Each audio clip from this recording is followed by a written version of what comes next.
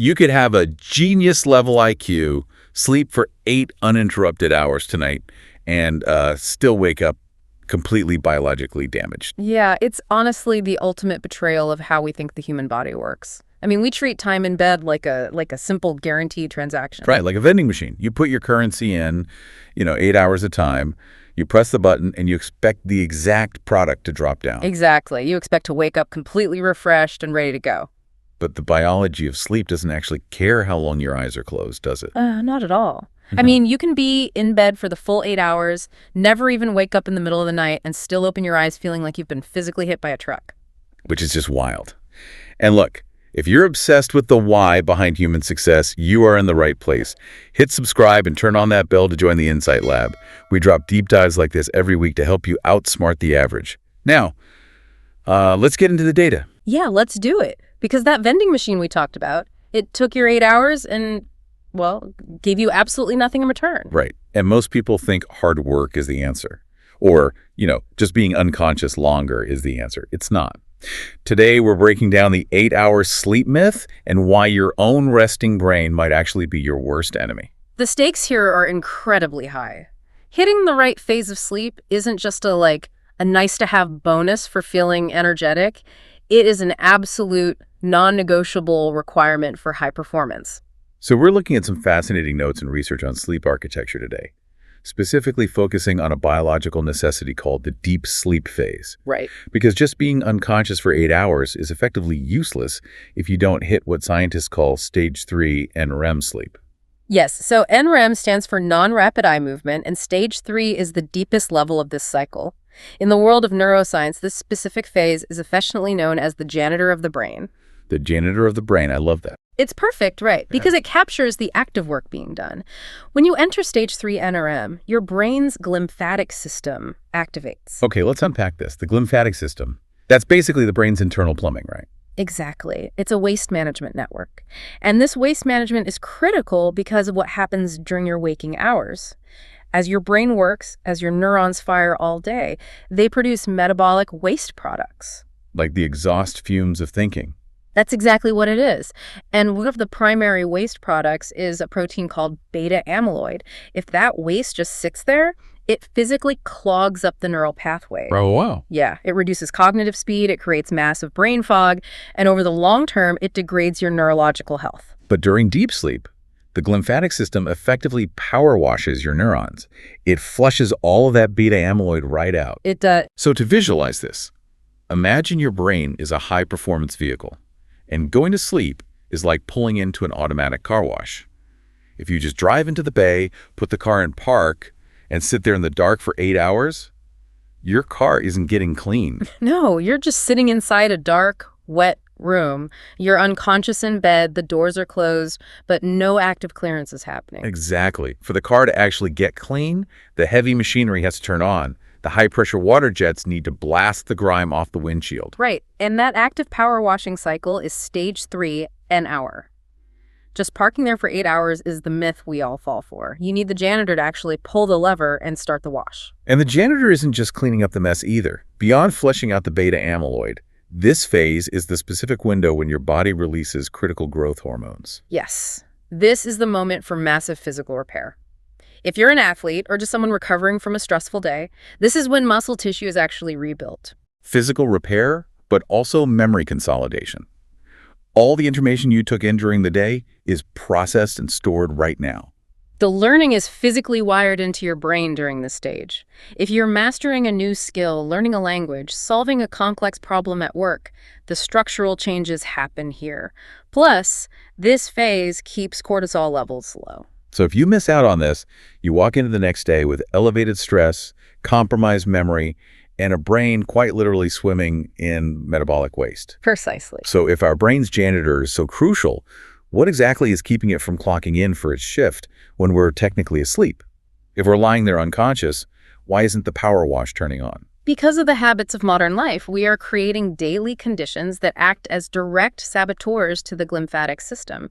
And the primary saboteurs are what neuroscientists call late-night dopamine loops. Oh man, we all know this feeling. You get into bed, you tell yourself you're going to sleep, but you just grab your phone to check one thing. Just one thing. Right, and suddenly you're scrolling through TikTok or Lemonade for an hour. And you're doing it until 1 a.m. What's happening biologically is that you are keeping the brain artificially stimulated. Every time you swipe, your brain gets a tiny hit of dopamine. So that dopamine signals to your nervous system that something highly engaging and maybe important for survival is happening. Exactly. The engine is running way too hot. Even when you finally drop the phone on your chest and close your eyes, your brain is still revved up from those dopamine hits. It can't certainly initiate a deep power washing cycle when it thinks it needs to be paying attention to rapid-fire stimuli. Right. To fix this, there is a very specific framework designed to optimize your biology for rest. It's called the 3-2-1 rule. Let's break it down, starting with the 3. 3 hours before bed, you need to stop eating. Which comes down to a zero-sum game of finite bodily resources, right? Yeah. Digestion is incredibly resource-intensive. Massively. It requires a huge amount of energy and blood flow directed to the stomach. If you eat a heavy meal right before bed, your body is locked into digestion mode. So the power grid is sending all the electricity to the stomach. Yeah, and it simply cannot focus on brain cleaning if its resources are diverted. The janitor can't do their job without power. Okay, so 3 hours before bed, the kitchen is closed. Now, the 3-2-1 rule. 2 hours before bed, stop working. Close the laptop, shut down LinkedIn and Slack, and completely disconnect. Because stopping work allows the nervous system to transition out of fight or flight mode. When you're answering emails, your sympathetic nervous system is engaged. Your body perceives these tasks as stressors. Okay, wait, stop. I hear this 2-hour rule all the time, but let's be real here. Uh-oh, here it comes. No, seriously, if I'm trying to get a business off the ground or I'm juggling my career with a side hustle, I am working until my eyes physically cannot stay open. The classic founder mindset. Yeah. I can't just casually flip a switch at 10 p.m. to go read a novel. Why can't I just shut the laptop and immediately pass out? Because I'm exhausted. My brain is tired. It should just sleep. I hear that. And look, it's the reality for almost every ambitious person. But your ambition does not override your physiology. The reason this 2-hour buffer is biologically non-negotiable is because of the chemical half-life of stress hormones. The half-life. Yes. When you're firing off that last-minute Slack message, your brain releases cortisol and adrenaline to maintain your focus. Those chemicals are physical molecules. Right. They don't just instantly evaporate the second you close your laptop. They physically linger in your bloodstream. So even if the screen is dark and my eyes are closed, I'm chemically wired for a crisis. Exactly. If you work until 11:30 p.m. and try to sleep at midnight, your blood is still pumping with the chemical signals of a survival situation. The glymphatic system will not initiate a deep brain cleaning when the body's chemical environment is screaming that it needs to be ready to fight or run away. Wow. So the 2-hour buffer is the actual biological time required for your liver and kidneys to filter those stress hormones out. That clearance has to happen so the janitor feels safe enough to start the shift. That reframes everything. You aren't stopping work, you are actively initiating the recovery sequence required for tomorrow's performance. That is the only way to look at it if you want to perform at a high level sustainably. Okay, so we've stopped eating 3 hours out, we've stopped working 2 hours out, now we reach the 1 in the 3-2-1 rule. 1 hour before bed, no blue light. This is critical. The screens on our phones emit blue light. From an evolutionary standpoint, blue light is the specific wavelength that signals daytime. So when blue light hits the photoreceptors in your eyes, it sends a direct signal to the pineal gland to actively suppress melatonin production. And without melatonin, the biological transition into sleep is incredibly difficult. It's the chemical key that unlocks the door. If you're staring at a screen 1 hour before bed, you're chemically tricking your brain into believing the sun is still high in the sky. The ultimate move is spending that last hour reading a physical book, right? But if we're being realistic, and you absolutely must use a screen, you have to use red tint filters. Red light doesn't suppress melatonin the way blue light does. It's a necessary compromise, yeah. But the goal is to get the melatonin flowing naturally. So you execute the 3-2-1 rule. You aren't digesting, you aren't pumped full of workplace adrenaline, and your melatonin is flowing. You've cleared the behavioral saboteurs. But the physical body still needs specific environmental triggers to actually cross the threshold into deep sleep. And the most powerful environmental trigger you have control over is temperature. Science dictates that your core body temperature must drop by approximately 1 degree Celsius to initiate deep sleep. Why 1 degree? Well, as the sun goes down in nature, the ambient temperature drops. Our bodies evolved to mirror that drop as a signal for rest. Shedding that core heat is a biological prerequisite for the brain to allow you into stage 3 and REM. But in the modern world, This can be incredibly difficult. Think about living in a tropical climate like Malaysia or even just a well-insulated apartment. You are physically fighting your environment. And if your core temperature doesn't drop, the brain resists entering deep sleep. It keeps you in lighter stages of sleep because it thinks it's still daytime. To bypass this, you have to artificially hack your environment. One of the best ways is taking a cool shower right before bed. Now wait, how does a cool shower drop your core temperature? Doesn't it just make your skin cold? It's a fascinating mechanism. When you take a cool shower, your body pulls blood away from the core and pushes it toward the surface of the skin to warm the skin up. Oh, I see. Yeah, by rushing that blood to the surface, heat is rapidly dissipated out of your body. When you step out of the shower, your core temperature has effectively dropped. Or if you have AC, you keep it consistently between 18 and 22 degrees Celsius, so around 64 to 71 degrees Fahrenheit. You essentially turn your bedroom into a mildly chilly cave. Exactly. By forcing the environment to be cool, you practically guarantee a faster descent into deep sleep. So we've got the 3-2-1 rule. Our temperature is optimized. But here's where it gets really interesting. There is one more massive mistake we make, and it's all about the exact moment we decide to get under the covers. This is the 70% decision rule. This goes against almost every intuition we have about sleep. Right.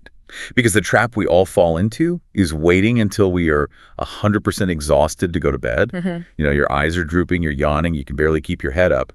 But biologically, waiting until you're completely depleted is a massive mistake. It's a mistake because of how the ancient caveman brain interprets 100% exhaustion. If you stay awake until you have zero energy left, your body assumes there is a survival-based reason you are resisting sleep. It thinks, we're out of energy, but we're forcing ourselves to be awake. There must be a predator. So it panics. It hits the emergency button. To protect you, it triggers a rush of adrenaline just to keep you awake and alert. This is that second wind people talk about at 1 a.m. You hit this state where you are exhausted but completely wired. Your brain is buzzing with survival chemicals. And as we've established, the janitor will not show up if adrenaline is in the bloodstream. The 70% decision rule solves this entirely. Instead of waiting for total depletion, you should choose to go to bed when you are only 70% tired. Think about this like landing an airplane. You are the pilot of your own biology. You want to initiate a smooth, controlled descent while you still have control of the aircraft. Exactly. Waiting until you are 100% exhausted is like waiting until the fuel tank hits exactly 0.0% while you're still cruising at 30,000 feet. And if you wait until the fuel is at zero, the emergency alarms start blaring. In your body, those alarms are cortisol and adrenaline. You aren't going to land smoothly. You are going to violently fall out of the sky. But by heading to bed at 70% fatigue, you initiate the sleep process without triggering any chemical resistance. You glide naturally and effortlessly into the deep sleep phase. There's no adrenaline spike, just a smooth descent. So instead of just saying sleep better, let's give you the Insight Lab protocol. It's a mental framework you could use tomorrow. Deep sleep isn't about the sheer amount of time you spend lying in bed. It is entirely about giving your glymphatic system the specific biological conditions it needs to clean house. It is an active process requiring a deliberate strategy. You use the 3-2-1 rule to stop digestion, clear the stress hormones, and allow melatonin to flow. You manage your core temperature to provide the biological trigger. And you utilize the 70% rule to avoid the adrenaline trap. Because you aren't losing time by shutting your laptop 2 hours early. You are actively investing in tomorrow. You are biohacking your way to faster cognitive speed. You're making a strategic trade, giving up an hour of aimless scrolling in exchange for a brain that is physically cleared of metabolic waste.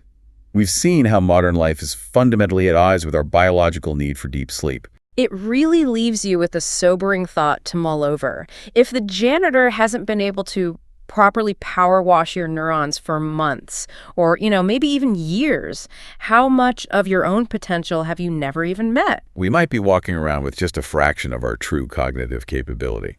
But listen, if you realize your 8-hour sleep habit is actually a trap, you are only halfway there.